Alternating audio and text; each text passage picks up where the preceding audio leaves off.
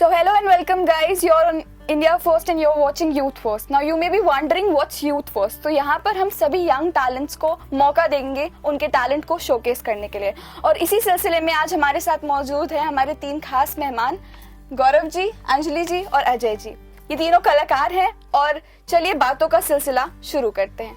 तो सबसे पहले तो मुझे आप तीनों बताइए कि हाउ यू ऑल स्टार्टेड, आपने अपने करियर की शुरुआत कैसे की, क्या क्या चीजें थी, क्या क्या हर्डल्स थी जो आप लोगों के रास्ते में आई रुकावट बनते हुए, कैसी रही आपकी जर्नी बेसिकली। गौरव जी आपसे स्टार्टिंग करेंगे। फर्स्ट ऑफ ऑल तो मैं आपको थैंक्स बोलूंगा कि आप लोग ने हमको इस लायक समझा कि हम आपके सामने आए और आप अपनी जो जर्नी है वो हम आपके थ्रू हम पूरी ऑडियंस को हम बता सके। सो बेसिकली मेरी स्टार्टिंग जो एक्टिंग की हुई थी वो as an child artist theatre से हुई थी। जो मेरी गुरु थी स्वर्गीय विभा मिश्रा जी, उनके साथ मैंने कुछ एक्टिंग की बारीकियाँ सीखी। उसके बाद में मेरे जो दूसरे जो गुरु थे स्वर्गीय अलखनंदन जी, जो कि बहुत जाने माने मध्य प्रदेश के रंगमंच के बहुत बड़े रंग निर्देशक माने जाते हैं। तो उनके साथ में मैंने एक्टिंग की बहुत सारी बारीकियाँ सीखी। फिर 2012 में मैंने फिल्म इंडस्ट्री में मैंने कदम रखना शुरू कर दिया था। तो धीरे धीरे करके मैंने कुछ सीरियल्स, फिल्म्स और web series, short film, TVC ad, ये सारी चीज़ों का मतलब सिलसिला चलता रहा। कुछ अगर आपकी एक दो कामों का अगर आप उल्लेख करेंगे तो हमारे दर्शक जानना चाहेंगे। मेरी जो स्टार्टिंग हुई थी वो एक डीडी उर्दू चैनल का एक सीरियल था, ये तो कमाल हो गया, जिसके डायरेक्टर ज्योति स्वरूप जी थे। वहाँ से मैंने अपना मीडिया में कदम रखा था। उसके बाद मैंने बहुत सी फिल्में करी, लाइक पैडमैन, स्त्री, लूडो, अनुराग सर के साथ में, और टीवीएफ के साथ मैंने काफ़ी काम किया है, लाइक पंचायत, गुल्लक सीजन 2, अभी रिसेंटली मेरा गुल्लक सीजन 3 आने वाला है। उसके अलावा भी मैंने बहुत से ऐसे काम किए हुए हैं, और टीवी सीरियल्स भी मैंने किए हुए एक दो एपिसोडिक में, और बाकी बस इसके अलावा एज एन एक्टिंग के साथ साथ एज एन कास्टिंग भी करता हूँ मैं। चलिए बहुत अच्छी बात है। अंजलि जी अब आप पे आएंगे, आप बताइए आपने अपने करियर की शुरुआत कैसे की। मैंने एक्चुअली शौक तो स्टार्टिंग से ही था कॉलेज से। तो मैंने 2012 में कॉलेज के दौरान थिएटर ज्वाइन किया, और फिर वो जर्नी ऐसी स्टार्ट हुई। बहुत ही छोटे रोल से मैंने स्टार्ट किया था। मुझे याद है मैंने जब पहला रोल किया था तो मैं घर में काम करने वाली बाई बनी थी, और मैं लिटरली ऐसे शिवर कर रही थी, और उसमें कॉमेडी सीन चल रहा था, मुझे पता नहीं था। तो सामने ऑडियंस हंस रही है तो मैं भी हंस दी थी हालांकि बाद में मैंने डांट भी खाई उसके लिए। तो ऐसे करके मेरे थिएटर करियर का शुरुआत हुई। तो थिएटर जैसे जैसे आगे बढ़ा, फिर मैं MPSG ड्रामा स्कूल से पास आउट हूँ। तो मैंने फिर वहाँ पे पूरा ओवरऑल एक एक चीज़ सीखी कि कैसे क्या होता है, गाना, डांस, एक्ट, कैरेक्टर में कैसे जाते हैं, सब कुछ। देन उसके बाद मैंने नट सम्राट प्ले किया, जिसने मुझे बहुत फेम दिया। मैं बहुत शुक्रगुजार हूँ जयंत देशमुख सर और आलोक दादा का। और फिर उसके बाद धीरे धीरे ये चीज़ें शुरू हो गई। लाइक थिएटर से फिर मैं कैमरे की तरफ आई, तो मैंने एक ऐड किया, मान्यवर का अमित जी थे उसमें, जिसके लिए मैं हमेशा थैंकफुल और ग्रेटफुल रहूँगी। फिर मैं, क्योंकि मैं हरियाणवी हूँ, तो मैंने हरियाणा गवर्नमेंट के लिए एक ऐड किया जो चुनाव के टाइम पे चलता है। उसके बाद फिर मैंने कुछ फिल्म्स करी। अभी रिसेंटली मैंने एक वेब किया है, वॉचो के लिए वेब किया, और MX के लिए किया है, शिक्षा मंडल, और महारानी 1 और 2 दोनों में थी मैं। तो ये कुछ काम है जो मेरे बाहर आने बाकी हैं। तो let's hope for the best. Okay Ajay ji, हमने आपको बहुत देर इंतजार करवाया, अब आप मैं बोलती बहुत कम हूँ ना। तो बताइए अजय जी, आपने कैसे करी अपने करियर की शुरुआत? आपको कब लगा कि आपके अंदर का वो एक्टर जागा कब आखिरकार? धन्यवाद आपका, सबसे पहले आपने मुझे यहाँ इनवाइट किया। और जब मैं कॉलेज में था, जब स्कूल की पढ़ाई मेरी ख़त्म हो गई थी, और जब मैं कॉलेज में था तब मैंने सोचा भी नहीं था कि मैं एक्टर बनूंगा। वो तो इत्तेफाकन में आ गया इस फील्ड में। हुआ यूँ था कि जब हम लॉ कॉलेज में थे तो वहाँ पर किसी केस की तैयारी के लिए मूट कोर्ट होता था। मतलब किसी केस की तैयारी, पहले उसकी स्क्रिप्टिंग की जाती थी और देन उसको परफॉर्म करके बताया जाता था कि फलाने केस में क्या निर्णय लिया गया, जज ने क्या फैसला लिया। तो हम बस वही कर रहे थे, और वहाँ पर जो मेरे गुरु स्वर्गीय इरफान सौरभ, वो बैठे हुए थे, और उन्होंने मुझे वॉच किया एक्टिंग करते हुए देखा। तो उन्हें लगा कि यार तुम तो बहुत बढ़िया काम करते हो, तुम प्रोफेशनल थिएटर करो और अच्छे गुरु से सीखो, और वहाँ अगर सीखोगे तो ज़्यादा अच्छा कर पाओगे। तो इस तरह से वो मुझे ले गए, और मैं इस तरह से मेरे जो गुरु हैं स्वर्गीय अलखनंदन, उनकी संस्था से मैं जुड़ गया, प्रोफेशनली जुड़ गया। और बस मैं वहाँ जुड़ा हूँ, और वहाँ मुझे लीड रोल मिलने शुरू हो गए। इस तरह से मेरी थिएटर की रंग यात्रा शुरू हो गई। बस उसी के साथ मैं कैमरे के सामने भी आ गया, क्योंकि उसी समय एक सीरियल बन रहा था वंश, जिसे आनंद महेंद्रू बना रहे थे, बड़े फेमस डायरेक्टर थे जिनका बड़ा फेमस सीरियल था देख भाई देख, जो डीडी पे चलता था पहले। तो वो वंश बना रहे थे, तो उसमें मैं मेन कास्ट में कास्ट हो गया। जी। और इस तरह से दोनों थिएटर और मीडिया दोनों एक साथ शुरू हो गई लव यात्रा। हमारे दर्शक जानना चाहेंगे आपसे कि आपके कुछ ऐसे उल्लेखनीय कार्य जिसने आपको समाज में एक पहचान दिलाई, ऐसे नहीं, कुछ? वैसे तो मतलब इन पिछले 17 सालों में काफी सारा काम किया हुआ है। करीब जी, जी। 16 सीरियल किए हैं, करीब 10 एड फिल्में की हैं, 10-12 फिल्में भी की हैं, शॉर्ट फिल्में बहुत सारी की हैं। और एक ऐड तो खैर आप सभी लोग जानते होंगे कि जब भी कभी सिनेमा घर में गए होंगे तो आपने पिक्चर शुरू होने से पहले मुझे झेला होगा, और नंदू फूफू। तो उससे एक पहचान बन गई है मेरी इंडस्ट्री में, और तकरीबन सारे लोग जानने लगे हैं। और उससे पहले 2010 में जो बड़ी फिल्मों का जो दौर शुरू हुआ था मेरी जिंदगी में, वो पीपी लाइव से शुरू हुआ था। पीपी लाइव में मैं कास्ट हुआ था, तो उन दौरान तो नवाजुद्दीन साहब जो एक्टर हैं आज तो बड़े स्टार हो गए हैं, बट उस समय वो स्टार नहीं थे। हम जैसे ही स्ट्रगलर हुआ करते थे तब हम लोग करीब 14 दिन साथ में रहे उनके। और उस समय वो बोला करते थे, यार इंडस्ट्री में बड़ा स्ट्रगल है 13 साल हो गए, बीड़ी पीते हुए बोलते थे वो, एनेस्थीसी कराते हुए, तुम कहाँ घुस आए। तो वो समय भी मैंने देखा उनका, और वो मुझसे बोला करते थे कि तुम भोपाल में रह के अच्छा काम कर रहे हो, और बिल्कुल जो तुमने यहाँ रह करके पा लिया, आई थिंक मुंबई में होते तो शायद 6-7 साल लग गए होते इतना पाने में भी।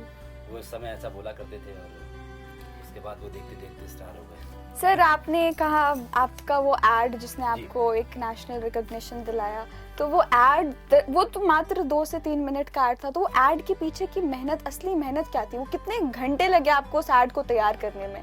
और क्या जो आपने उस एड में सिगरेट पिया था, आप असल जिंदगी में सिगरेट पीते हैं? नहीं, मैं सबसे पहले बता दूं, मैं सिगरेट बिल्कुल नहीं पीता हूँ, और मैंने कभी सिगरेट पी नहीं है। हालांकि जब कभी हम थिएटर में कोई इस तरह का कैरेक्टर होता था जहाँ सिगरेट पीने के सीन्स होते थे, तो जरूर पी लिया करते थे, क्योंकि वो करना पड़ेगा मंच पर जाकर के। तो ऐसा भी नहीं है कि मुझे उसकी प्रैक्टिस नहीं थी, तो प्रैक्टिस तो थी, लेकिन मैं वैसे हैबिचुअली नहीं पीता सिगरेट। अच्छा। तो वो उस शूट को होने में करीब 4 घंटे लगे थे, और उन 4 घंटों में मुझे करीब 35 सिगरेट पीनी पड़ी थी। 35? 35 सिगरेट्स। तो उसके बाद मेरी हालत ऐसी हो गई थी कि बस पानी डाल दो यार।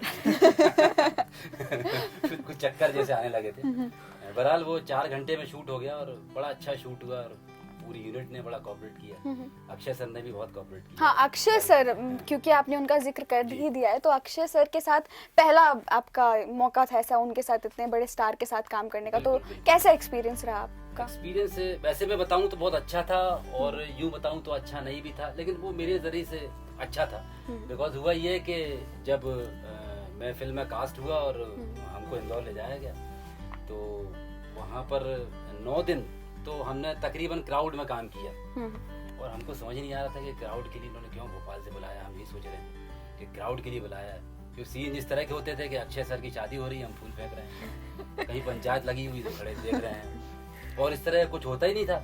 तो हमको बड़ा आश्चर्य होता था, यार ये क्यों हमको इस तरह से बुलाया गया। फिर 10वें दिन हमारे अक्षय के साथ 2 सीन लगे, तो मैं वैनिटी में बैठा हुआ था, तो एसिस्टेंट डायरेक्टर आया, बोले सर आइए, अक्षय के साथ आज आपके सीन है, 2 सीन है। तो मैं उस समय कुछ चैट कर रहा था, मैंने कहा चलिए करते हैं। तो फिर उसने बोला सर अक्षय के साथ सीन है, मैंने हाँ अक्षय के साथ है, कर लेंगे चलो। तो वो ये देखना चाह रहा था कि यार ये आदमी सीरियस ही नहीं हो रहा है, अक्षय के साथ सीन करने जा रहा है और चैट कर रहा है। तो फिर मैं आ गया। फिर मेरे मन में वो था, एक फियर तो था ही कि भाई इतना बड़ा स्टार है, और बचपन से उसकी फिल्में देख रहे हैं हम, और पहली बार रूबरू होने का मौका मिल रहा है उसके साथ। तो वो वैनिटी से निकल के आया, और हाँ कौन लड़का कौन है कौन, तो वो आया निकल के, शेफिट का आदमी। मैंने कहा सर नमस्कार, तो उन्होंने नमस्कार ही नहीं किया। चल ठीक है, अपना लाइन बोल। मैंने जी अबे लाइन बोलना, रिहर्सल कर। मैंने कहा अच्छा ठीक है, चलिए आइए सर रिहर्सल करते हैं। तो लेकिन बट वो मेरे लिए उन्होंने अच्छा किया, क्योंकि मेरे मन में जो फेयर था ना कि यार ये इतना बड़ा स्टार है, मैं कैसे इसके साथ काम करूंगा, तो वो निकल गया। बोले जो भी हो यार, सामान्य आदमी है, इंसान खुदा नहीं है, तो करते हैं, अच्छे से करते हैं। तो उसका नतीजा ये हुआ कि मैंने बिंदास बिल्कुल 2 सीन उनके साथ परफॉर्म किए, और उसके बाद उनको लगा कि तो एक्टर है, भोपाल में भी एक्टर है। उन्होंने सीरियस लेना शुरू कर दिया। वो सीधे मतलब अबे से लेके सर पे आ गए, सर आप यहाँ बैठ जाइए, यहाँ खा लीजिए, ऐसा। और फिर उसका परिणाम ये हुआ उन 2 सीन का कि 15 दिन बाद जो फर्स्ट लेडी थे जगन शक्ति ना? हाँ, जगन शक्ति सर, उन्होंने बाद में इंडिविजुअल फिल्म भी बनाई।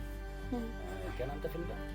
हाँ, मिशन मंगल। हाँ, लगता है आप तीनों की आपस में काफी अच्छी पहचान है। नहीं वो इसीलिए क्योंकि बैटमैन में गौरव सराठे भी मेरे साथ थे। अच्छा उस फिल्म में, तो जो हमारा आना जाना होता था तो साथ में हम लोग मतलब हम लोग आया आते जाया जाते करते थे। हाँ। अच्छा। तो उनका कॉल आया मेरे पास, बोले यार वो तुमको एक ऐड करना है अक्षय सर के साथ, और अक्षय सर का कॉल है कि वो ऐड में तुम काम करोगे। तो मतलब मुझे लगा काफी कि- सराहनीय हाँ, चीज है कि वो जी। शायद अक्षय सर जानते थे कि अगर मैं शुरू में इसको भाव दे दूंगा तो ये कर ही नहीं पाएगा। जी। इसीलिए उन्होंने मेरे से इस तरह का बिहेव किया कि तुम बिल्कुल डिफरेंट हो जाओ, अलग हो जाओ। अच्छा, आप तीनों की बातों में मुझे एक सेंस ऑफ स्ट्रगल महसूस हुआ कि लाइक आप लोगों ने ये जो हासिल की अपनी जिंदगी में इतनी पदवियां, काफी स्ट्रगल रहा होगा। तो क्योंकि बात स्ट्रगल की छिड़ी गई है, अब जानते हैं इनसे कि इनका स्ट्रगल रहा क्या आखिरकार लाइफ में।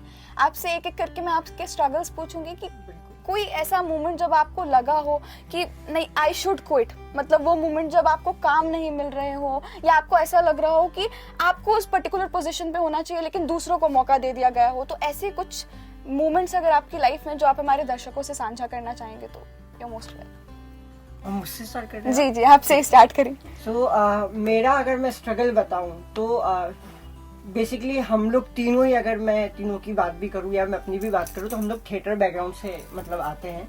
तो थिएटर में तो पहली बात स्ट्रगल नाम का कोई चीज़ नहीं होता, क्योंकि थिएटर हम पेशनेटी करते हैं, शो के तौर पे भी नहीं करते, क्योंकि हमने बचपन से ही थिएटर हमने सीखा हुआ है।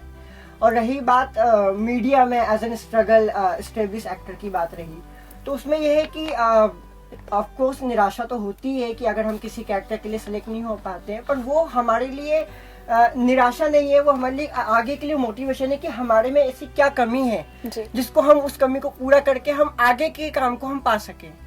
सो मेरा ये मानना है कि निराशा होती थी, बट उस चीज को हम अपनी स्ट्रेंथ बना के आगे अपने एक्टिंग स्किल में इम्प्रूव करते थे। और एक्टिंग एक ऐसी चीज है कि अगर हम आगे तक भी करते जाएंगे ना, तो कहीं ना कहीं कुछ ना कुछ हम छोटी चीजें हम सीखते जाएंगे। सो बस यही, और असली स्ट्रगल तो यही होता है कि आपको जो काम मिल रहा है, जिससे आपका नाम हो रहा है, उसके बाद आप कितना काम करते हैं, तो वो हमारा स्ट्रगल होता है काम मिलने के बाद। और उसके पहले तो कोई स्ट्रगल होता ही नहीं है, वो तो हमारी सिर्फ कोशिश होती है काम पाने की। जी।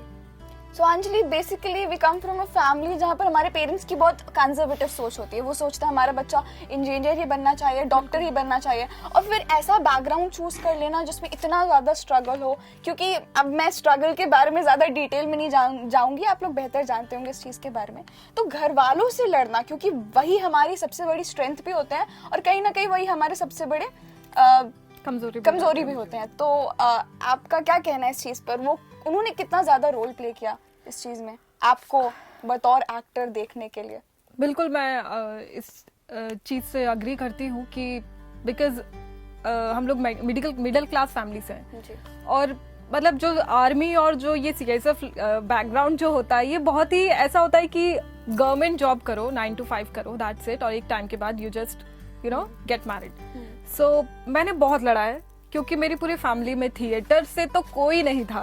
तो और वो भी जब कॉलेज में हो तो आपको पॉकेट मनी चाहिए होती है, आपको एक्सपेंसेस कैसे करना है वो देखना होता है। और जब मैंने थिएटर किया था तो ऐसा था कि मुझे कुछ पे भी करना पड़ा स्टार्टिंग में। तो वो एक्सपेंसेस निकालने के लिए we can't ask our parents कि हमें पैसा दे दो, हमें थिएटर करना है। तो वो स्ट्रगल बहुत बहुत मुश्किल था, क्योंकि स्टार्टिंग में तो पेरेंट्स ऑफ कोर्स बहुत अगेंस्ट थे कि मैं डेली रिहर्सल के लिए जा रही हूँ, आ रही हूँ, प्ले कर रही हूँ, क्या हो रहा है वहाँ पे। दे डोंट अंडरस्टैंड कि थिएटर क्या होता था। फिर धीरे धीरे मैंने वो चीज़ नहीं छोड़ी। मैंने कहा ठीक है, आई विल हैंडल मैं अपने तरीके से। तो मैंने उसको फिर अपनी कोई साइड जॉब करके कमा के उसको ये किया कि चलो मैं थिएटर भी कर रही हूँ, मैं जॉब भी कर रही हूँ, मैं स्टडी भी कर रही हूँ। तो वो स्टार्टिंग में बहुत अगेंस्ट थे, बट फिर धीरे धीरे जब मैंने उनको प्ले भी दिखाया, मैं नट सम्राट जो प्ले मैंने किया, मैंने मम्मी पापा अपनी पूरी फैमिली को दिखाया। तो after watching that play they were like कि okay, she is doing something. तो अब जैसे थोड़े बहुत काम भी जो अभी किए हैं, जो बाहर आ रहे हैं, जो देख रहे हैं, तो अब दे आर लाइक कि ठीक है, डू योर वर्क, हमें पता है तुम क्या कर रहे हो। बट यार स्ट्रगल की मैं बात करूँ तो स्ट्रगल है, डेफिनेटली है।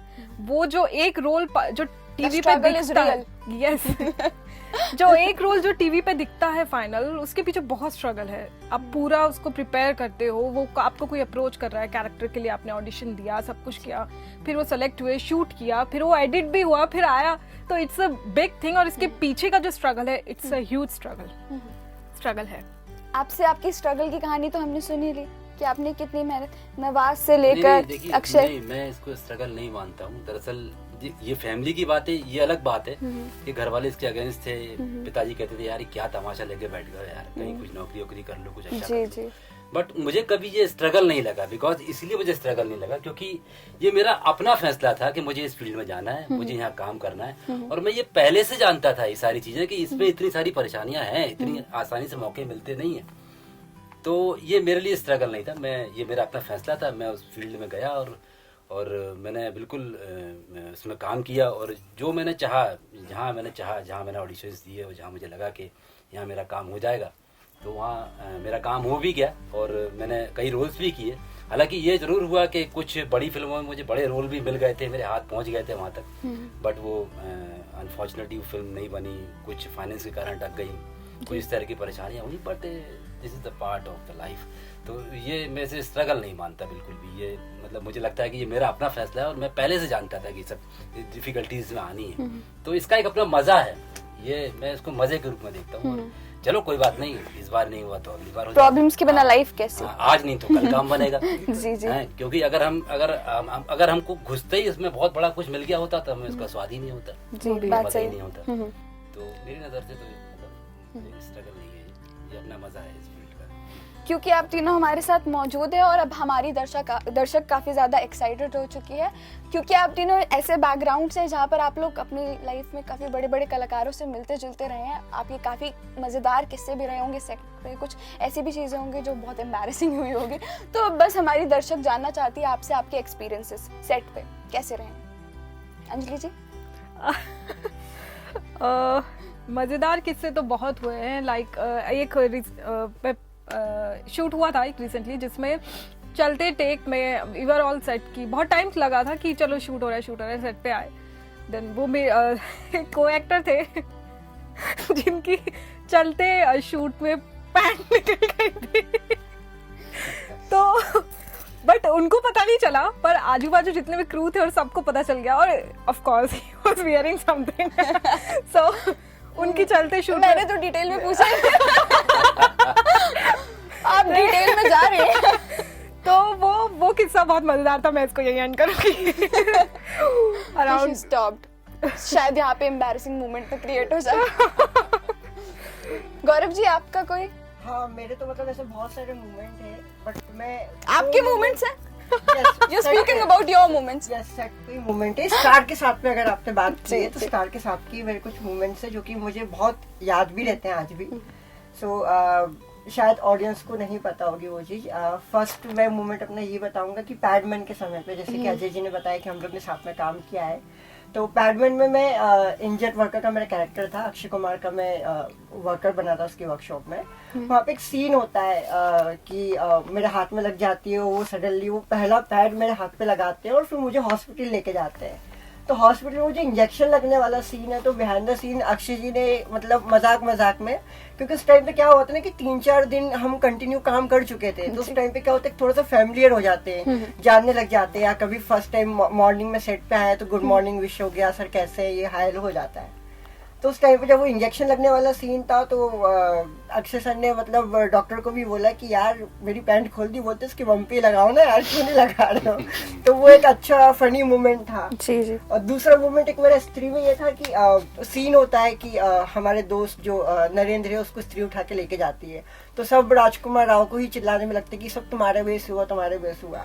तो वो जो एक मेरी वन लाइनर है जिससे मुझे काफी फेम मिला था कि तुम ही मुते हो ना हमारे कल पर, तो वो जो लाइन थी वो स्क्रिप्टेड नहीं थी, वो राजकुमार राव जी ने मुझे ऐड करवाई थी स्पेशली मेरे लिए कि ये डायलॉग और ये लाइंस तो तू ही बोलेगा।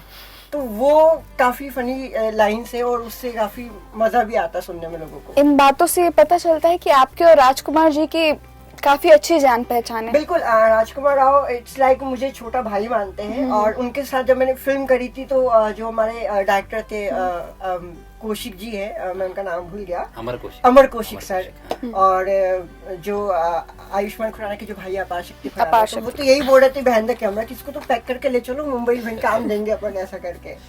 तो वो मेरे लिए अच्छा मोमेंट था कि हाँ कि सही में टैलेंट की कदर है और अच्छे लोगों की कदर है, कि अगर आप में टैलेंट है, आपका काम अच्छा है, तो ऑब्वियसली बड़े बड़े लोग भी आपको कदर करते हैं उस चीज को लेके। तो राजकुमार राव मतलब मैं भी उनको बड़ा भाई मानता हूँ, वो मुझे छोटा भाई मानते हैं। और जब उनके साथ मैंने सेकंड फिल्म की थी लूडो, उसमें तो मेरा सीन भी उनके साथ नहीं था, मेरा सीन था फातिमा सना सेठ के साथ में। तो जब मैं अपनी वैनिटी से निकल के जब मैं लंच करने के लिए गया तो लिटरली वो इतने बड़े आर्टिस्ट हैं राजकुमार राव और इतने बड़े सुपरस्टार है, वो बंदा मतलब खाना खा रहे थे, वो खाना खाते से उठते से ही वो मुझे देख के ही और उतनी दूर पे से वो खड़े होके मेरे पास आके गले लगे। तो सब लोग ये मतलब देखने लगे कि ये कौन बंदा है कि उसके पास आके गले लग रहे हैं। तो बहुत अच्छा लगता है कि आप उनको याद हो कि हाँ मैंने इस बंदे के साथ काम किया है। और वो फिर इंट्रोड्यूस भी कराने लगे फातिमा जी के साथ में कि ये गौरव है, मेरा छोटा भाई जैसा है, वो बहुत अच्छा आर्टिस्ट है। तो उस टाइम पे मुझे बहुत अच्छा लगा कि यार लिटरली मतलब इतना बड़ा आदमी अगर मुझे इतना सम्मान दे रहा है, इतना अच्छे से ट्रीट कर रहा है, तो बहुत बड़ी बात है। You know it feels great जब हम इतना बड़े इंसान, इतनी ऊंची पदवी पे पहुंचे हुए इंसान हमें इतना ज्यादा रिकॉग्निशन दे, हमें इतना ज्यादा समझे, स्पेशली हमारे टैलेंट की कदर करे। क्योंकि अब कलाकारों की बात हो ही गई है, तो अब मैं जानना चाहूंगी, मैं और क्या मेरी दर्शक भी जानना चाहेगी आपसे कि आपके आइडल्स कौन है, लाइक whom you aspire? ऐसे तो मतलब मैं आइडियल तो खैर मैं नहीं बोल सकता हूँ, क्योंकि लगभग मेरे बहुत सारे ऐसे सुपरस्टार है जो मेरे काफी फेवरेट है, बट मेरे जो सबसे फेवरेट है वो गोविंदा है। गोविंदा तो मैं उनको ही अपना आइडल मानता हूँ। आपका अंजलि? मेरा भी मैं एक्चुअली रिलेट करूंगी मेल एक्टर में कि गोविंदा, बिकॉज मैं 90s की इतनी बड़ी फैन हूँ कि मैंने सारी गोविंदा की फिल्म्स और उनके सारे गाने, इवन करिश्मा भी, तो उनके गाने देख के ही हम बड़े हुए हैं। और मैं अभी भी बजा दोगे तो मैं शुरू हो जाऊंगी। तो वो he is one of my favourite actor and in female in current situation in generation I will say Kangana Ranaut. तो आप कंगना को बहुत फॉलो करती हूँ and I really love her art and जो भी जितना भी काम है, जो you just love her art or the way she speaks? I love behind that. I love both the boldness and to the point. वो झलक दिख रही है आप में, आने वाली कंगना रनौत। अजय जी हम आप पर आएंगे। अजय जी बताइए आपका इंस्पिरेशन। नहीं देखिए, वैसे तो बहुत सारे लोग हैं जिनका काम मुझे अच्छा लगता है, और 90s के दौर में बात करें तो मैं मिथुन दा से बहुत इंस्पायर था उनके काम से, और बच्चन साहब तो खैर उनको तो खैर कौन नहीं चाहता, वो तो उनके काम से सभी इंस्पायर। इसके अलावा जो कैरेक्टर एक्टर्स थे उसमें कुलभूषण खरबंदा मुझे बहुत अच्छे लगते थे, और मुझे लगता था हमेशा कि मैं क्या कभी इनकी तरह एक्टिंग कर पाऊंगा। जरूर। तो बस यही लोग हैं, बाकी हॉलीवुड के भी कुछ हैं। और तो बेसिकली आप हॉलीवुड फैन भी हैं? हाँ बिल्कुल, हॉलीवुड की फिल्में मुझे बहुत नहीं, आपकी पर्सनालिटी देख के मेरे अंदर से आ रहा था अमिताभ बच्चन, ओम पुरी, ऐसी चीजें आ रही थी मेरे। ये तो है, देखिए मैं अच्छे सिनेमा का फैन हूँ। हाँ, that's true, same here. Like कोई एक पर्टिकुलर चीज आपको इंस्पायर नहीं करती। ये कहना बहुत मुश्किल है कि यार ये अच्छा है, ये अच्छा है। किसी एक का फेवरेट होना मुश्किल है। कैरेक्टर्स पसंद आते हैं। वो कोई भी हो सकता है, लीड हो, कैरेक्टर आर्टिस्ट हो, रियल लाइफ में कोई आपको अगर इंस्पायर कर रहा है तो वो भी हो सकता है। वैसे देखा जाए तो पंचायत जो भी आया है, जो TVF मतलब कमाल का काम है, सारे एक्टर्स ने बहुत कमाल काम किया उसमें। जी। तो वो तो अच्छा काम, उसका फैन हूँ मैं। हाँ, ट्रू। अब मैं बहुत देर से ना एक चीज मैं कहना चाहूंगी, मैं रुकी हुई थी, मेरी जो बातें थी वो ठहर गई थी उस चीज पे आगे, क्योंकि आपने सिंगिंग का जिक्र किया है and I am a music lover. तो हमारी दर्शक भी आपसे गाना सुनना चाहेगी आपकी मधुर आवाज में। क्यों गौरव जी, हो जाए? बिल्कुल, मेरी पहली बार ही सुनूंगा। अब तो आपको गाना ही पड़ेगा। ओके, ठीक है। I am not that much melodious and all, like, but it's okay. I sing in plays and of course Lata ji मेरी favorite थी है, तो उन्हीं के song की कुछ lines हैं। हमको मिली है आज ये खड़ी जी भर के देख लीजिए हमको करीब से, फिर आपके नसीब में ये रात हो ना हो, शायद फिर से जन्म में मुलाकात हो ना हो, लग जा गले के फिर ये हंसी रात हो ना हो,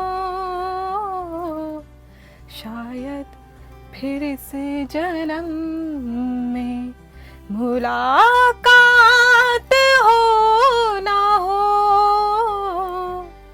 लग जा गले से। काफी खूबसूरत गाया आपने, बस इसी का इंतजार था हमें।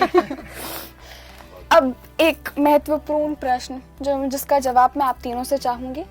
अगले आने वाले, क्योंकि आप इतने सारा काम कर चुके हैं, काफ़ी बड़े बड़े कलाकारों के साथ भी आप लोगों ने काम किया है, आने वाले 5-10 सालों में आप लोग अपने आप को किस पोजीशन में देखते हैं? इस चीज़ का जवाब मैं चाहूँगी, हमारे दर्शक भी चाहेंगे आपसे। आने वाले 5-6 सालों में आप अपने आप को कहाँ देखते हैं, किस पोजीशन पर देखते हैं? देखिए, अगर इस बात का मैं अगर जवाब दूं तो ऑब्वियसली हम सभी लोग कहीं ना कहीं मेहनत करते हैं अपने काम को लेके, अपने काम के प्रति ईमानदारी को लेके। सो अभी तक हमने जितना भी काम किया है और अपनी मेहनत से ही किया है, अपनी लगने से किया हुआ है। तो अगर जैसे कि आपका पूछना है मैम कि हम आने वाले 5-10 साल में अपने आप को कहाँ देखेंगे, तो मैं ये तो नहीं बोल सकता कि मैं स्टार बन जाऊंगा या मैं बहुत बड़ा सेलिब्रिटी बन जाऊंगा। हाँ, बट ये है कि मुझे अपने आप पे इतना कॉन्फिडेंट है कि मैं इतना सारा काम करके आप लोगों को दिखा दूंगा ना, ताकि आप लोग भी मतलब पसंद करेंगे मेरे काम को, कि मैं आगे और भी काम कर सकूं। True, very true. बस हमें मेहनत करना नहीं छोड़ना चाहिए। बिल्कुल नहीं करना छोड़ना है।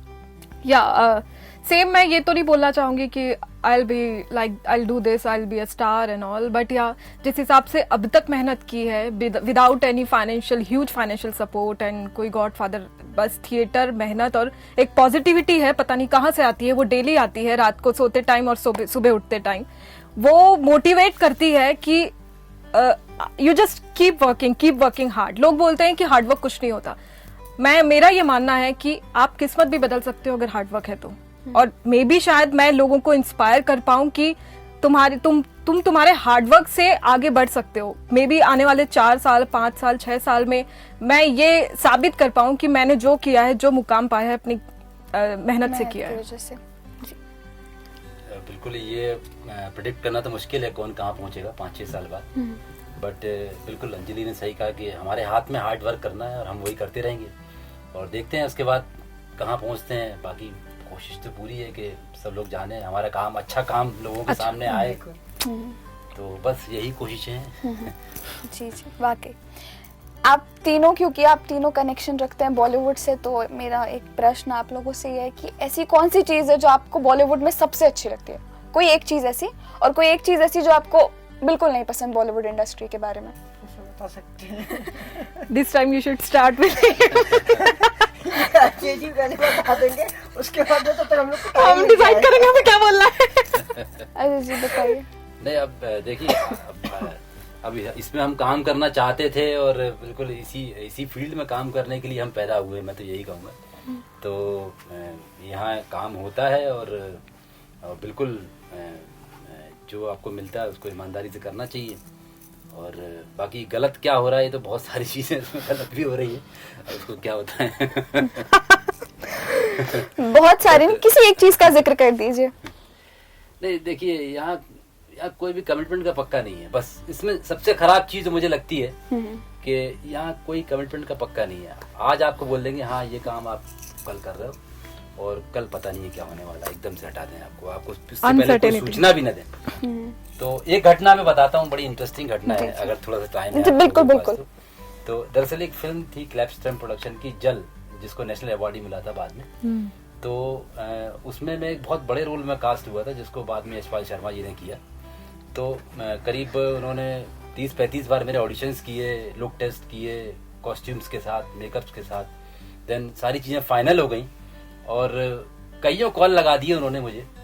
उसके बाद जब सब चीज़ फाइनल हो गई, प्रोडक्शन से मेरी बात हो गई, पैसे वैसे को लेकर ही बात हो गई, एडवांस पेमेंट भी मिल गई, सब कुछ तय हो गया। कच्छ में उसकी शूटिंग होनी थी, शूट डेट्स तय हो गई कि किन डेट से शूट शुरू हो जाएगी। और देन उसके बाद वो डेट्स आ गई और मेरे पास कोई कॉल ही नहीं आया और मैं वेट ही कर रहा हूँ कि भाई कॉल आएगा। मुझे लगा कि फिल्म का मामला 2-4 दिन डिले हो जाता है, मैंने कहा कोई बात नहीं। 1 हफ्ता डिले हो गया, मेरे पास कोई कॉल नहीं आया।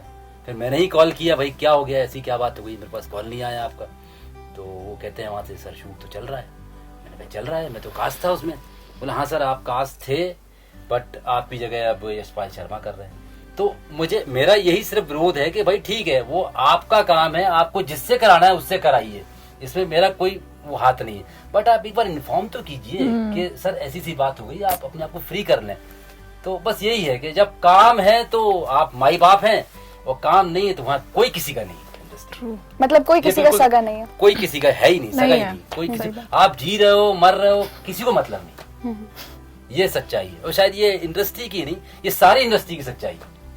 सभी इंडस्ट्री में ये होता है आई थिंक कि जब काम के हो तो सब आपको पूछेंगे, कोई काम अगर काम के नहीं हो तो किसी को मतलब नहीं। बिल्कुल, मैं इससे मुझे पता था आप मेरे से पूछेंगे तो मैं इससे रिलेट करती हूँ क्योंकि ये सेम इंसिडेंट 2-3 प्रोजेक्ट में मेरे साथ हो चुका है। डेट्स तय हो गई, बजट तय हो गया, शूट डेट्स आ गई, कॉल टाइम आ गया, everything, and suddenly I was waiting कि क्या हुआ एंड दे आर लाइक, मतलब खुद पूछें क्या हुआ तो कोई और कर रहा है। तो मुझे ये बहुत ख़राब चीज़ लगती है इंडस्ट्री की कि एक तो अभी भी मैं मानती हूँ कि OTT आया है, कैरेक्टर आर्टिस्ट को, अच्छे आर्टिस्ट को, आर्ट को पहचान मिल रही है, नो डाउट, बट अभी भी हैं कुछ चीज़ें जहाँ पे लोगों को, मुझे लगता है वहाँ पे लोगों की फॉल्ट है कि उनको आर्ट को पहचानना आना चाहिए। जो अभी भी चल रहा है कि इसको दे आर नॉन डिजर्विंग, इसको ले लिया, उसको ले लिया। सो माई पॉइंट इज कि यू कास्ट देम, ठीक है, we don't have any problem, but जो डिजर्विंग है, जो आपको सच में लगे कि yes he is the true artist. और अच्छी बात यह है कि यहाँ पे आप नए नए लोगों से बहुत मिलते हो। मैं ये 100% नहीं बोल सकती कि इंडस्ट्री पूरी खराब है, अगर पूरी खराब होती तो शायद बंद हो चुकी होती।